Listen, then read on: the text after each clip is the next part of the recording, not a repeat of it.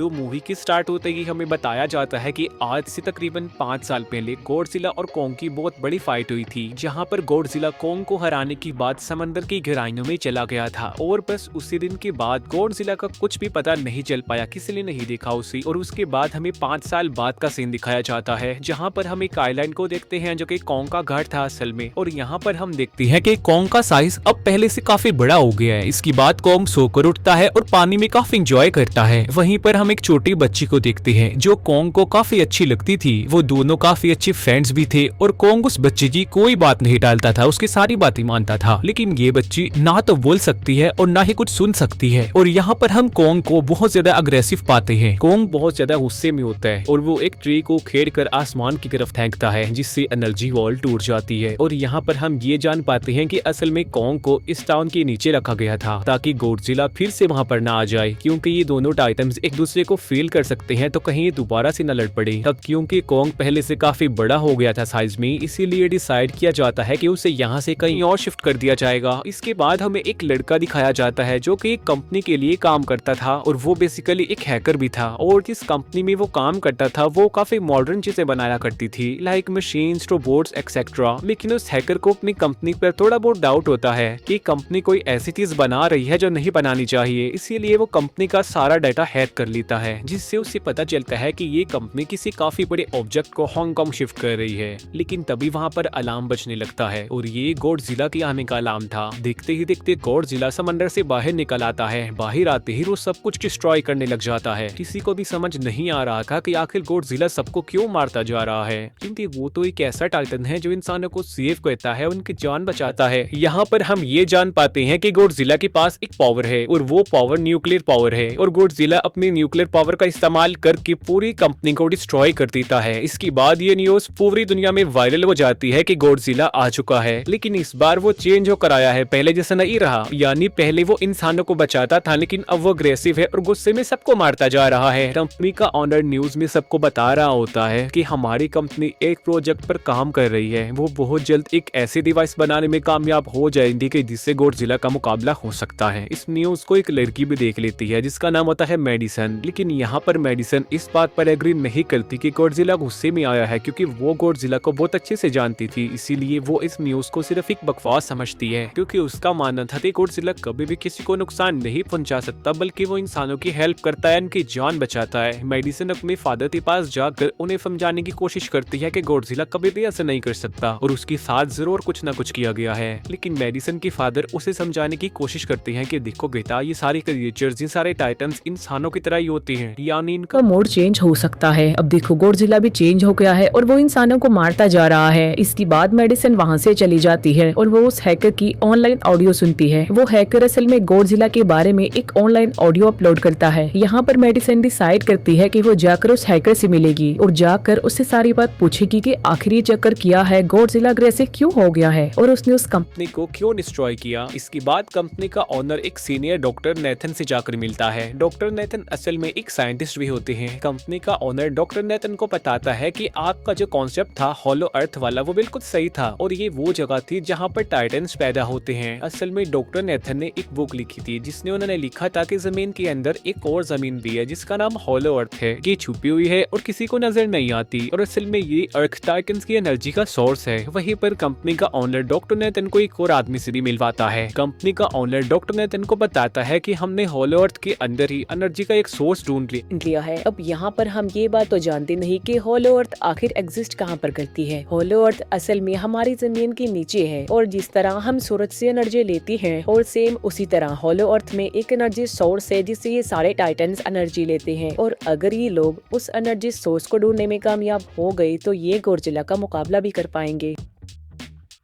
Doctor Nathan से पूछता है कि आखिर हम उस हॉलो अर्थ तक जाएंगे कैसे, क्योंकि अब से कुछ साल पहले मेरे भाई ने भी वहां पर जाने की कोशिश की लेकिन वो नहीं जा पाया और मर गया। यहाँ पर हम ये बात जान पाते हैं कि हॉलो अर्थ में ग्रेविटी नहीं होती, इसीलिए वहाँ पर हर चीज हवा में उड़ने लगती है। जिस पर कंपनी का ऑनर डॉक्टर नेथन को कहता है कि आपको इस बारे में फिक्र करने की कोई जरूरत नहीं है, क्योंकि हमारी कंपनी ने एक एंटी ग्रेविटी कार बनाई है जिसकी मदद से हम वहाँ यानी हॉलो अर्थ पर जाएंगे। कंपनी का ऑनर ये भी बताता है कि हर टाइटन टाइटन्स में एक एबिलिटी होती है जिसकी मदद से हर टाइटन अपने घर को ढूंढ सकता है, इसीलिए हमें एक कॉन्ग की हेल्प लेनी चाहिए। इसके बाद डॉक्टर नेथन अपने एक फ्रेंड जो कि डॉक्टर भी थी उससे मिलते हैं और ये फीमेल डॉक्टर कॉन्ग की देखभाल भी करती थी। डॉक्टर नेथन उस फीमेल डॉक्टर को समझाने की कोशिश करते हैं कि हमें कॉन्ग को उसके घर पर भेजना चाहिए और उसका घर होलो अर्थ है क्योंकि हम उसे ज्यादा टाइम के लिए यहाँ पर नहीं रख सकते और अगर वो यहाँ से बाहर निकला भी तो गॉडजिला उस पर अटैक कर देगा, इसीलिए कॉन्ग सिर्फ होलो अर्थ में ही सेफ रह सकता है। अब थोड़ी बहस के बाद फाइनली वो फीमेल डॉक्टर भी इस बात के लिए एग्री हो जाती है क्योंकि इसके अलावा उनके पास और कोई ऑप्शन जो नहीं था। फिर ये लोग अपनी पूरी आर्मी के साथ कॉन्ग को होलो अर्थ की तरफ ले जाने लगते हैं। कॉन्ग को ये लोग चेन से बांध कर ले जा रहे थे। कॉन्ग की फ्रेंड यानी वो छोटी बच्ची कॉन्ग के इशारों में बातें करती है। बच्ची बताती है कि कॉन्ग को गुस्सा आ रहा है क्योंकि वो जंजीरों से बांधा हुआ है। आर्मी का लीडर उस फीमेल डॉक्टर को कहता है कि हम गॉडजिला के रास्ते से नहीं गुजरेंगे और हम किसी दूसरे रास्ते से ही जाएंगे ताकि गॉडजिला को पता न चल पाए, जिस पर वो फीमेल डॉक्टर कहती है कि जी हाँ बिल्कुल हमें ऐसा ही करना चाहिए क्योंकि गॉडजिला और कॉन्ग की काफी पुरानी दुश्मनी है क्योंकि वो दोनों ही खुद को मॉन्स्टर्स का किंग समझते हैं और अगर वो दोनों एक दूसरे के सामने आ जाते हैं तो तबाही मचा देंगे। कि हम मेडिसन को देखते हैं जो कि अपनी फ्रेंड को लेकर उस हैकर से मिलने जाती है। यहाँ पर वो हैकर उन लोगों को बताता है कि असल में कंपनी एक काफी बड़ी चीज बना रही है और उस चीज को बनाकर हांगकांग शिफ्ट कर दिया जाएगा, लेकिन गॉडजिला को ये बात पसंद नहीं आई, इसीलिए उसने उस कंपनी पर अटैक करके उसे डिस्ट्रॉय कर दिया। फिर हम देखते हैं कि कॉन्ग वाले शिप में अलार्म बजने लगा है। वो बच्ची फीमेल डॉक्टर को बता रही होती है कि गॉडजिला आ रहा है। डॉक्टर नेथन कहता है कि अब क्योंकि गॉडजिला बाहर आ रहा है तो हमें कॉन्ग को भी आजाद कर देना चाहिए, यानी उसकी चेन्स खोल देनी चाहिए ताकि वो गॉडजिला का मुकाबला करके हम सबको बचा ले। और अब फाइनली गॉडजिला बाहर आ जाता है जो एक शिप को डिस्ट्रॉय करते हुए आगे बढ़ रहा था उन लोगों की तरफ। जब कॉन्ग को पता चलता है कि गॉडजिला आ रहा है तो वो जोर से चिल्लाने लगता है, लेकिन उसे तो चेन से बांधा गया था। फिर ये लोग गॉडजिला पर रॉकेट और मिसाइल से अटैक करते हैं जिसका गॉडजिला पर जरा भी असर नहीं होता। जो उन लोगों के प्लेन्स होते हैं गॉडजिला उन्हें भी डिस्ट्रॉय कर देता है और अब गॉडजिला कॉन्ग वाले शिप की तरफ बढ़ रहा था। गॉडजिला उन लोगों के सारे शिप्स को डिस्ट्रॉय कर देता है और यहाँ पर गॉडजिला उनके शिप को पलट देता है जिससे कॉन्ग और बाकी लोग समंदर में डूबने लगते हैं। फिर वो लोग कॉन्ग के चेन्स को खोल देते हैं ताकि कॉन्ग गॉडजिला का मुकाबला करके उन सबको बचाए। फिर गॉडजिला और कॉन्ग की ग्रेट वॉर होती है जिससे कॉन्ग गॉडजिला को समंदर में काफी नीचे फेंक देता है। फिर वो पलटी हुई शिप को सीधा करता है ताकि सब लोगों की जान बच सके, लेकिन गॉडजिला एक बार फिर से उठता है और वो उस शिप की तरफ जा रहा था जिसने वो बच्ची थी। और यहाँ पर कॉन्ग एक शिप से दूसरे शिप पर जंप करके फाइनली उस शिप तक पहुँच जाता है जहाँ पर गॉडजिला आ रहा था। यहाँ पर कॉन्ग गॉडजिला को एक जोरदार पंच मारता है। फाइट बैक करते हुए गॉडजिला भी कॉन्ग को मारता है जिससे कॉन्ग नीचे गिर जाता है। कॉन्ग एक बार उठकर फिर से गॉडजिला को मारता है और गॉडजिला जाकर समंदर में गिरता है। इस बात से गॉडजिला को काफी गुस्सा आ जाता है और यहाँ पर वो अपनी पावर यानी न्यूक्लियर पावर का इस्तेमाल करता है। ये देखकर कॉन्ग जल्दी से अपनी जान बचाने के लिए पानी में कूद जाता है। गॉडजिला की जो न्यूक्लियर पावर की लाइट होती है वो हर जगह फैल जाती है। सब लोग उसे देखकर काफी हैरान रह जाते हैं और यहाँ पर हमें अंदाजा हो जाता है कि गॉडजिला कितना ज्यादा पावरफुल है। इस समंदर के अंदर ही उन दोनों के बीच फाइट होने लगती है। गॉडजिला तो पानी में सांस ले सकता था, लेकिन कॉन्ग जो कि इंसानों की तरह था वो पानी में सांस नहीं ले सकता था, इसीलिए कॉन्ग हारता हुआ नजर आ रहा था।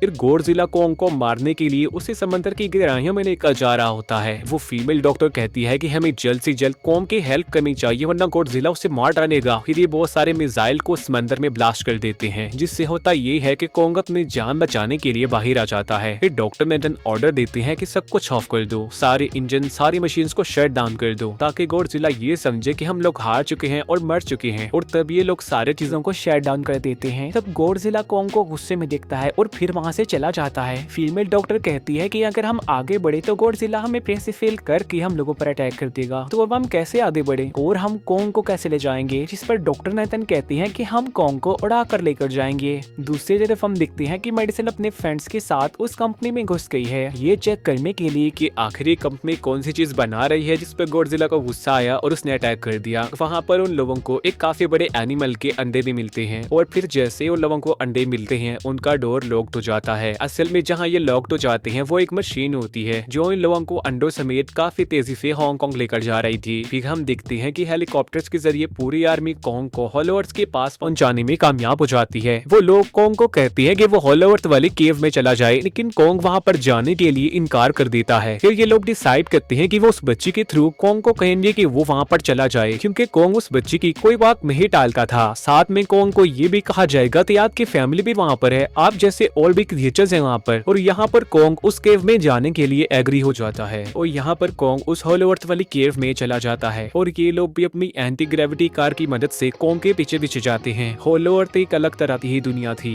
अब क्योंकि उन लोगों के पास एंटी ग्रेविटी कार्स थी इसीलिए उनकी जान बच जाती है। और होलो अर्थ में अलग अलग तरह के मॉन्स्टर्स भी थे और तभी एक फ्लाइंग मॉन्स्टर उनकी एंटी ग्रेविटी कार पर अटैक कर देता है। वो मॉन्स्टर उस बच्ची पर भी अटैक करने वाला होता है, लेकिन कोंग उस मॉन्स्टर को पकड़ लेता है और उसे मार डालता है और बाद में उस मॉन्स्टर का सर ही धड़ से अलग कर देता है। इसके बाद कोंग तेजी से आगे बढ़ने लगता है, जबकि बाकी सब भी कोंग के पीछे पीछे जाते हैं। अब होलो अर्थ पर ग्रेविटी ना होने की वजह से वहाँ के सारे पत्थर हवा में उड़ रही होती है। मेडिसन और उसके फ्रेंड्स हांगकांग पहुँच जाते हैं और यहाँ पर उन लोगों को उस कंपनी की सीक्रेट वेपन के बारे में पता चल जाता है। गॉडजिला को मारने के लिए इस कंपनी ने एक और गॉडजिला बनाया है और इस नए गॉडजिला का नाम होता है मेगा गॉडजिला। और इस मेगा गॉडजिला को कंट्रोल करने वाला वो आदमी होता है जिसे उस कंपनी की ऑनर ने डॉक्टर नेथन से मिलवाया था। मेगा गॉडजिला की पावर्स को चेक करने के लिए वहाँ पर एक स्कल क्रॉलर को छोड़ दिया जाता है। मेगा गॉडजिला यहाँ पर अपनी पावर्स का इस्तेमाल करके स्कल क्रॉलर को मार डालता है, लेकिन यहाँ पर एक गड़बड़ हो जाती है और वो ये कि उन्हें मेगा गॉडजिला को चलाने के लिए और ज्यादा पावर चाहिए थी और वो पावर सिर्फ और सिर्फ होलो अर्थ में थी। और यही वजह थी कि कंपनी का ऑनर उस एनर्जी सोर्स उस पावर को ढूंढ रहा था ताकि वो मेगा गॉडजिला को दोबारा से जिंदा कर सके। इसके बाद हम देखते हैं कि मेगा गॉडजिला एक्टिवेट हो गया है। मेगा गॉडजिला के जिंदा होते ही गॉडजिला उसे फील कर लेता है और इसीलिए वो हांगकांग जहाँ पर वो मेगा गॉडजिला था उसी तरफ बढ़ने लगता है। होलो अर्थ दिखने में काफी खूबसूरत थी और होलो अर्थ में जो एनर्जी सोर्स था वो एक पहाड़ में था। कोंग उस पहाड़ की तरफ जाता है और उसके डोर को ओपन कर देता है और जोर से दौड़ता है। कोंग को वहाँ पर एक वेपन मिल जाता है जो कि एक एक्स थी और ये एक्स कोई नॉर्मल एक्स नहीं होती बल्कि ये गॉडजिला की बॉडी से बनाई गई होती है जो कि बहुत पावरफुल होती है। कोंग उस एक्स को लेकर एक जगह पर बैठ जाता है बिल्कुल किंग की तरह। गॉडजिला जो भी हांगकांग पहुंच गया था और अब वो मेगा गॉडजिला की तरफ बढ़ रहा था, जिससे सब लोग अपनी जान बचाने के लिए इधर उधर भागने लगते हैं। दूसरी तरफ कोंग को एनर्जी सोर्स भी मिल जाती है और यहाँ पर उसे ये भी पता चलता है कि एनर्जी सोर्स उसके एक्स को भी चार्ज कर सकता है, क्योंकि उसकी एक्स चार्ज होने के बाद ही चल सकती है और चार्ज होने के बाद वो और ज्यादा पावरफुल हो जाती है। गॉडजिला को ये बात भी पता चल जाती है कि होलो अर्थ में कोई आया है, जिससे गॉडजिला अपने न्यूक्लियर पावर जमीन पर मारता है, जिससे वो न्यूक्लियर पावर जमीन को फाड़ती हुई कोंग के पास पहुंच जाती है।